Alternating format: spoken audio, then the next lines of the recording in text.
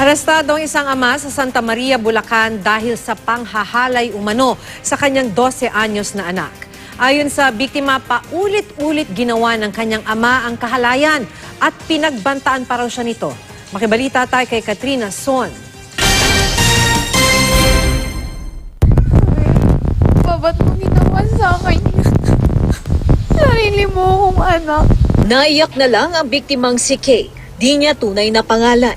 Habang kinikwento ang kanyang sinapit sa kamay ng kanyang sariling ama sa Santa Maria, Bulacan. Si Kay, ilang beses umanong hinalay ng kanyang ama sa kanilang bahay. Kwento niya, 9 na taon siya nang unang hipuan ng kanyang ama. Pero nitong taon, nagsimula na raw ang suspek sa pangahalay sa kanya.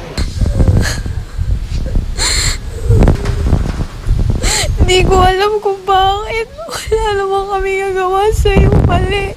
Ayon sa mga otoridad, isang kapitbahay ang nakarinig sa malakas na pag-iyak ng biktima. Kaya sumilip raw ito sa butas ng kanilang bahay. At doon na nasaksihan ang ginagawang kalaswaan ng suspek. Agad siyang dumulog sa barangay para i-report ang pangyayari. Mabilis na umaksyon ng mga tauhan ng barangay at nagtungo sa bahay ng biktima. Nang malaman ng ina ni Kay ang nangyari, nanlumo na lang ito at hindi makapaniwala. Tuwing gagawin ng kanyang ama yung panghalay ay tinututukan niya ito ng patalim at tinatakot niya na masisira yung pamilya natin pagka nagsumbong ka at wala naman maniniwalang tao sa iyo. Depensa naman ng suspek. Tinatakot ko lang po siya, sir. Pero hindi ko naman totaling sir. Hinipuan ko lang po yun, sir, sa sobrang kalasingan siguro. Pinagsisisihan daw ng suspek ang kanyang ginawa sa kanyang anak.